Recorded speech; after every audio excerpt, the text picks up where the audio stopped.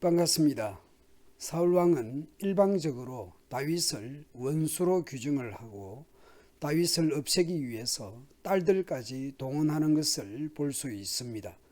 하나님이 다윗과 함께하고 다윗이 백성들의 칭송도 받는 것에 대한 시기심은 자신의 가족까지 이용하여 다윗을 없애려고 합니다. 사울왕의 가계도를 다시 보면 딸 둘이 있습니다. 메랍과 미갈입니다. 그런데 사울은 이 두 딸들을 앞세우거나 이용해서 다윗을 죽이려고 하고 있습니다. 사울은 다윗에게 말하였습니다. 나의 맏딸 메랍을 너의 아내로 줄 테이니 너는 먼저 주께서 앞장서서 싸우시는 주의 싸움을 싸워서 네가 정말 용사인 것을 나에게 보여라. 딸을 보상으로 제시하고 주님의 싸움도 말하고 다윗에게 충성심도 말하고 있습니다. 이렇게만 본다면 사울은 다윗을 엄청 사랑하고 아끼는 것처럼 보입니다. 말만 보면 그렇습니다. 그러나 사울의 본심, 숨은 의도는 무엇입니까? 자기의 손으로 다윗을 직접 죽이지 않고 블레셋 사람의 손에 죽게 하려고 마음을 먹었다라는 것이죠.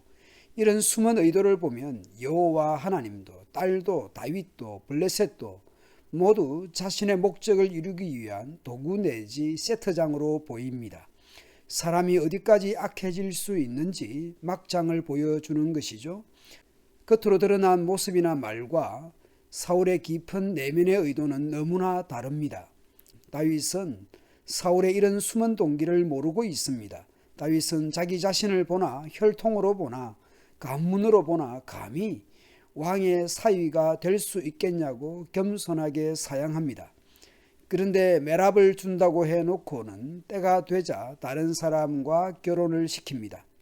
사울에게 딸이 하나 더 있었죠. 마침 그 딸 미갈이 다윗을 좋아했습니다. 사울은 자기 딸이 다윗을 좋아한다니 잘 됐다고 생각합니다. 좋은 기회라고 생각합니다. 그래서 사울은 다윗에게 다시 그를 사위로 삼겠다고 말했습니다. 그리고 사울은 신하들을 동원해서 분위기를 만들어 갑니다. 사울이 신하들에게 지시했습니다. 너희는 다윗에게 내가 다윗을 좋아한다고 말하여라. 이처럼 우리 모두가 다윗을 좋아하니 왕의 사위, 부마가 되라고 슬쩍 말하여라. 사울이 이렇게까지 하는 이유가 무엇입니까? 그 딸을 다윗에게 주어서 그 딸이 다윗에게 올무가 되게 하여 그를 블레셋 사람의 손에 죽게 해야 하겠다고 혼자 생각을 했습니다.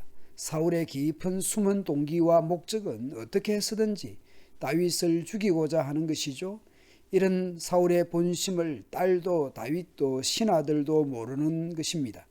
하나님을 두려워하는 마음이 없는 인생의 잔인함과 잔혹함을 보게 됩니다.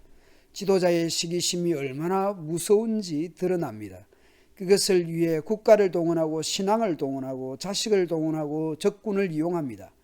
훗날 다윗도 바세바와의 성적 범죄를 숨기기 위해서 얼마나 많은 수단과 방법을 동원하는지 알 수 있습니다. 인간의 죄성은 죄를 짓는 데만 드러나는 것이 아니라 그 죄를 덮기 위해서 그 죄를 무죄화하기 위해서도 또 다른 더 큰 범죄를 짓는 것이 인생입니다. 사울의 신하들이 다윗을 사위 삼고자 하는 사울왕의 뜻을 다윗에게 전합니다. 다윗은 여전히 자신이 왕의 사위, 부마가 될 자격이 없는 가난하고 천한 사람이라는 것을 말합니다. 다윗 자신은 부마가 되기에는 신분도 결혼 지참금도 준비하기 어려운 사람이라는 것이죠. 사울은 신하들을 통해서 결혼 지참금을 말해줍니다. 블레셋 사람 양피 100개를 요구한다라는 것을 신하들을 통해서 다윗에게 전달하게 합니다. 이스라엘 사람들은 할례를 행하였기에 양피를 통해서 이방인이라는 것을 확인할 수 있겠죠. 사울의 숨은 의도가 무엇인지 또 밝히고 있습니다. 사울은 이렇게 하여 다윗을 블레셋 사람의 손에 죽게 할 셈이었습니다. 사울의 신하들을 통해서 블레셋 사람 양피 100개가 결혼 지참금이라는 말을 다윗은 전해 듣습니다. 그래서 다윗은 출전하여 양피 100개가 아니라 양피 200개를 가져다가 왕에게 바치게 됩니다. 결국 사울은 자기 딸 미갈을 다윗의 아내로 주게 됩니다. 다윗은 사울 왕의 사위, 부마가 되었습니다. 사울은 하나님께서 다윗과 함께하는 것을 알았습니다. 자기 딸 미갈도 다윗을 사랑하는 것을 알았습니다. 다윗은 블레셋과 전쟁을 하게 될 때마다 이스라엘의 다른 장군들보다 더 큰 전과를 올렸습니다. 백전백승의 다윗이었습니다. 그러니 병사들이 잘 따랐을 것이고 백성들도 다윗을 칭송했을 것입니다. 그러면 그럴수록 사울은 다윗을 더더욱 두려워하게 됩니다. 그런데 다윗과 평생 원수가 됩니다. 하나님이 다윗과 함께하는 것을 사울이 알았고 병사들도 백성들도 다윗을 칭송하고 아마 블레셋에서도 다윗은 유명 인사가 되었을 것입니다. 골리앗을 죽인 것이 우연이 아니라는 것을. 그렇다고 다윗이 남도 아니지 않습니까? 유능하고 사울 자신의 사위고 신앙도 좋고 가족이고 공동체 지도자이고 그러면 더욱 다윗을 아끼고 사랑하고 그럴 수 있을 것 같은데 말이죠. 사울의 아들 요나단은 다윗과 평생 친구가 되기 위해서 언약을 맺었습니다. 사울의 딸 미갈은 다윗과 평생 동반자가 되기 위해 결혼 언약을 맺었습니다. 하나님과 사람에게 존중받고 사랑받고 인정받고 칭찬받는 다윗입니다. 그렇다라는 것을 사울 왕도 알았습니다. 그런데 이런 다윗과 평생 원수가 되다니요. 그것도 사울 일방적으로 말입니다. 인생의 이 어리석음을 어찌해야 합니까?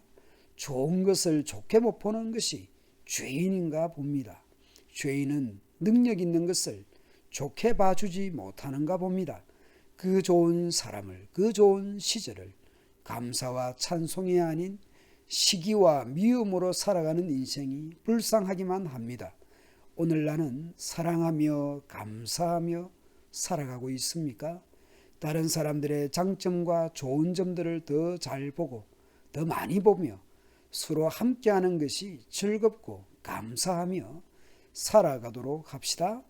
감사합니다.